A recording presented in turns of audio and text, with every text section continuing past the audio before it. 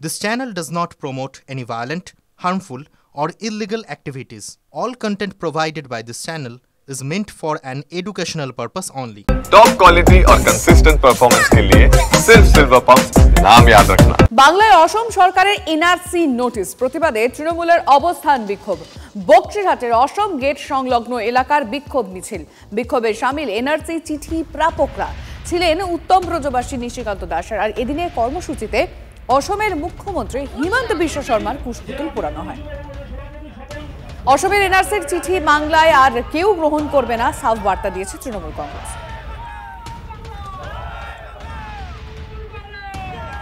আসামের first language ছিল বাংলা।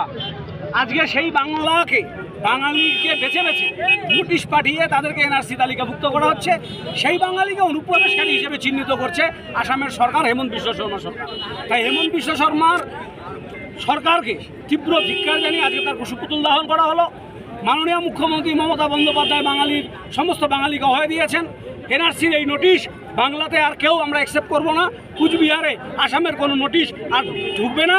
আমরা সমস্ত বঙ্গবাসীকে অনুরোধ করব আসামের কোনো নোটিশ কেউ রিসিভ করবে না। বাগদা সিএএ ক্যাম্প বিজেপির, তারই পাল্টা প্রচারে বাগদা পশ্চিম ব্লক তৃণমূল কংগ্রেস। সিএএতে যাতে সাধারণ মানুষ আবেদন না করে তা নিয়ে প্রচার শুরু শাসক শিবিরের।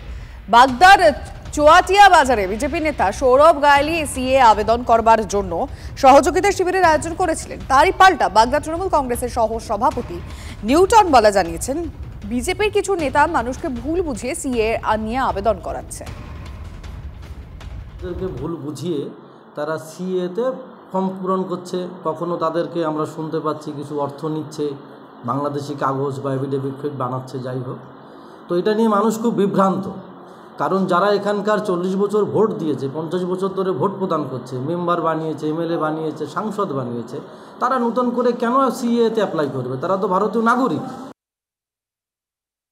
ধান আর চাল যখন আলাদা হয়ে যাবে না, তখন কিন্তু সেই যারা অনুপ্রবেশকারী তাদের কিন্তু এনআরসির মাধ্যমে ওই দেশে পুশব্যাক করা যাবে। আর যদি একবার ওই 17 লক্ষ মুসলিমকে পুশব্যাক করা হয়, তাহলে আপনারা বুঝতেই পাচ্ছেন তৃণমূলের অবস্থা কী হবে।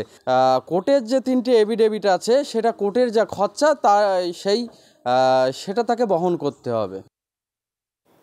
ভোটার তালিকা সংশোধনে বিধি ভেঙে অস্থায়ী কর্মীদের ব্যবহার করা হচ্ছে। বিএলও নিয়োগ নিয়ে চাঞ্চল্যকর অভিযোগ শুভেন্দু অধিকারী। সত্যি কি অস্থায়ী কর্মীদের বিএলওর কাজে ব্যবহার করা হচ্ছে? খোঁজ নিয়েছিল টিভি9 বাংলা। আরামবাগ থেকে বিশেষ রিপোর্ট। মাননীয় মুখ্যমন্ত্রী মমতা বন্দ্যোপাধ্যায় ইনডোর স্টেডিয়াম থেকে একেবারে চোখে আঙুল দিয়ে ভোটার লিস্ট ধরে দেখিয়ে দিয়েছে একটা ব্যক্তি একাধিক জায়গায় সে ভোট দিচ্ছে। চোরকে বলছে তারা চুরি করতে, আবার গৃহস্থকে বলছে সাবধান হতে। তারা নিজেরাই দোষ করছে, নিজেরাই বলছে যে দুর্নীতি হয়েছে, ভুতুরে ভোটার ঢুকছে। এখন এই যে ভোটার লিস্টে সব ভুতুরে ভোটার নিয়ে যে কাজ চলছে, যে অবস্থাটা তৈরি হয়েছে, এটা শুধু এই সময়ই ঘটে গেছে তা না। বেশ আমরা কিছু সময় ধরে এটা প্রত্যক্ষ করছি।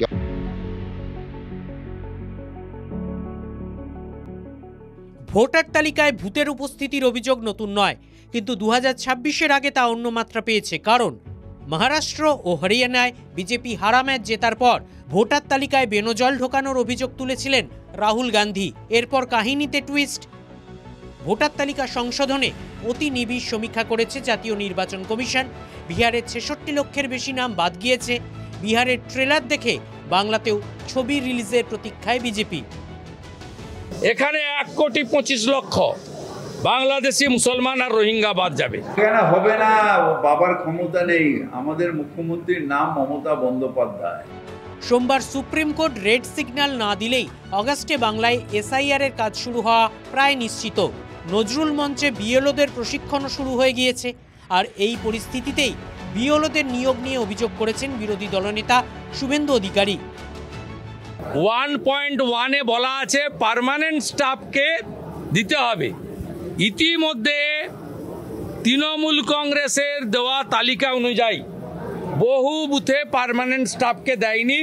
বিরোধী রাজনৈতিক দলগুলির দাবি, ভোটার লিস্ট সংশোধনের কাজে বিএলও হিসাবে অস্থায়ী কর্মীদের নিয়োগ করা হয়েছে। আরামবাগে এমন 2 বিএলও কর্মীর খোঁজ টিভি9 বাংলা পেয়েছে, যারা অস্থায়ী কর্মী, স্থায়ী সরকারি কর্মচারী নন। আমি বিএলওর কাজ করি, তার সঙ্গে আমি ব্যাঙে হাই স্কুলে ভোকেশনাল ডিপার্টমেন্টের ইনস্ট্রাক্টরে কাজ করি। আমি গোঘাট 1 নম্বর পঞ্চায়েত সমিতি এবং গোঘাট 1 নম্বর সমষ্টি উন্নয়ন ব্লকের অন্তর্গত যে ভেক্টর বর্ন ডিজিজ কন্ট্রোলের প্রজেক্ট চলে, আমি সেখানকার রঘুবাটি জিপির সুপারভাইজার, এবং সেই সাথে আমি আমাদের গোঘাট ব্লকেরই একটি বুথের আমি বুথ লেভেল অফিসার। বিজেপি ও সিপিএম এর জন্য দায়ী করেছে শাসক দল তৃণমূলকেই। তৃণমূল দায় ঠেলেছে নির্বাচন কমিশনের কাঁধে। যারা আইসিডিএস এর যারা কর্মী, যারা এসএসকে এমএসকে যারা রিটায়ার শিক্ষক, বা যে সমস্ত শিক্ষক যারা রিটায়ার হয়ে গেছে, 8 পাস যারা অস্থায়ী কর্মী, যারা পঞ্চায়েতে অস্থায়ীভাবে কাজ করেন, এমনকি আমার কাছে প্রমাণ আছে, যিনি ঝাড়ুদার পঞ্চায়েত অফিসের, তাকে দিয়ে বিএলও করে স্কুলে বসিয়ে ভোটার লিস্ট সংশোধনের কাজ করছে। তিনি কি জানেন? এমন সমস্ত কর্মীদের নিয়ে এসব ভোটার লিস্ট তৈরি হচ্ছে যেখানে দেখা যাচ্ছে তাদের কোনো দায়বদ্ধতা নেই।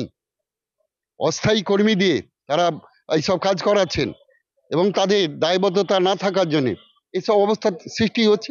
নির্বাচন কমিশনটা কাদের? নির্বাচনের কমিশন কেন দায়ী তারা এড়িয়ে যাচ্ছে। আপনি একটা কাজ করলেন, আপনি ভুল করে বেরিয়ে গেলেন, তো তারপরে যারা দেখছেন তারা কোথায়? তারা নির্লিপ্ত কেন? তারা উদাসীনতা কেন? কিসের এত উদাসীনতা? তারা উদাসীনতা কাটিয়ে তারা দেখুক ঠিকঠাক করে। মুদ্রার অপর পিঠও রয়েছে। এক স্থায়ী শিক্ষক বিএলওর কাছ থেকে অব্যাহতি নিয়েছেন।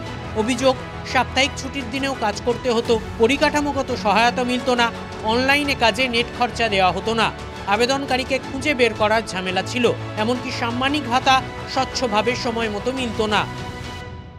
টাকা পয়সা আমরা সময়ে পাই না। বছরে 6,000 টাকা দেওয়ার কথা, কোনো বছরই কখনোই 6,000 টাকা কমপ্লিট করেছে এরকম পাওয়া যায়নি। 2 বছর 3 বছর পরে বলছে এবছরের টাকা দেয়া হয়ে গেছে। বিএলওর কাজে অস্থায়ী কর্মী ব্যবহারের অভিযোগ যেমন রয়েছে, তেমন বিএলওর কাজে স্থায়ী কর্মীদের কাজ করার অনীহাও রয়েছে। দুটোই সত্যি। আরামবাগ থেকে ক্যামেরায় মধুসূদনের সঙ্গে তন্ময় বৈরাগী, TV9 বাংলা। নিখোঁজ শিশুর ঘটনা বদলে গেল হারহীন হত্যায়। সন্তানের খুনি বাবা, নিজের ঔরসজ নয়, সন্দেহের বশে একরত্তি মেয়েকে খুন বাবার। সঙ্গ দিল মাও। বাঁকুড়ায় গ্রেফতার দম্পতি। শিশুর বাবাকে হেফাজতে নিয়েছে পুলিশ, মাকে পাঠানো হয়েছে জেল হেফাজতে। বাঁকুড়ার বগা গ্রামে শিশু নিখোঁজে শোরগোল ছড়িয়ে পড়েছিল বুধবার। একরত্তি মেয়েটি চুরি হয়ে গিয়েছে বলে গল্প ফাঁদেন দম্পতি। 3 দিন পর ঘটনার চাঞ্চল্যকর মোড়। পুলিশি জেরায় সন্তানকে খুনের কথা স্বীকার বাঁকুড়ার দম্পতির। ঘুমন্ত অবস্থায় একরত্তি মেয়েকে মুখে বালিশ চাপা দিয়ে শ্বাসরোধ করে হত্যা। কিন্তু কেন এই পরিণতি? ফুটফুটে 1.5 বছরের শিশুটির যেটা মনে করছেন যে বিবাহ বহির্ভূত সম্পর্কের জেরে যে দাম্পত্য কলহ, সেই দাম্পত্য কলহের জেরেই এই শিশুকে খুন করা হয়েছে। একরত্তি কন্যা সন্তানকে খুন করে বাড়ির সামনের ঝোপে ফেলে দিয়েছিল বাবা। মৃতদেহ শেয়ালে খেয়ে ফেলে। শনিবার পড়ে থাকা হাড়গোড় উদ্ধার করেছে পুলিশ। দম্পতির আচরণে সন্দেহ হয় তদন্তকারীদের। লাগাতার জেরায় ভেঙে পড়ে শিশুর বাবা। কি কারণে এই ঘটনাটা ঘটিয়েছিল ওনারা, তো এটা আমি আজকে বলতে পারবো না, কিন্তু বাট দেন মেবি 7 ডেজের মধ্যে আমরা কিছু না কিছু পাবো ওনাদের মনে। প্রিলিমিনারি কিছু পান নিয়ে প্রিলিমিনারি কিছু না, অনেকগুলো তথ্যগুলো বেরোচ্ছে, but it is subject to investigation and verification from our side. পুলিশি জেরায় বাবা প্রশান্ত বাউরির দাবি, স্ত্রী মুন্নি বাউরির বিবাহ বহির্ভূত সম্পর্ক রয়েছে এই সন্দেহ ছিল স্বামীর। দাম্পত্য কলহে স্ত্রীর সঙ্গে 4 বছর ধরে শারীরিক সম্পর্ক ছিল না প্রশান্তর।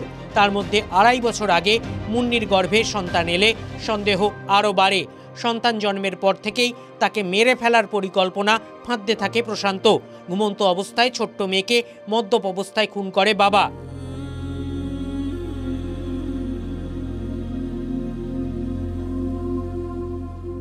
তদন্তে উঠে এসেছে প্রশান্ত মেয়েকে খুন করার সময় স্ত্রী মুন্নি জেগেও গিয়েছিলেন, কিন্তু তিনি কেন বাধা দেননি তা নিয়ে ধোঁয়াশা রয়ে গিয়েছে। বাউরি কেন তার স্বামী প্রশান্ত বাউরিকে সঙ্গ দিল এ কাজে, সেই প্রশ্নটাও কিন্তু ঘোরাফেরা করছে। রহস্য সম্পর্কে আরও বিশদে জানতে জিজ্ঞাসাবাদ করা হবে অন্তত পুলিশের তরফে, তেমনটাই জানানো হয়েছে। বাঁকুড়া থেকে ক্যামেরায় বুধন কর্মকারীর সঙ্গে হীরক মুখার্জি, TV9 বাংলা। হরিদ্বারে মনসা মন্দিরের পর এবার উত্তরপ্রদেশের বারাবাঁকি। পদপিষ্ট হয়ে মৃত্যু হয়েছে। বারাবাঁকির অবসানেশ্বর মহাদেব মন্দিরে জলাভিষেকের সময় শর্ট সার্কিট হয়, আর সেই শর্ট সার্কিটের খবর ছড়িয়ে পড়তেই হুড়োহুড়ি পড়ে। পদপিষ্ট হয়ে দুজনের মৃত্যুর খবর, আহত 40 জন। ঘটনাস্থলে ডিএমএসপি সহ পুলিশ প্রশাসনের শীর্ষ আধিকারিকরা।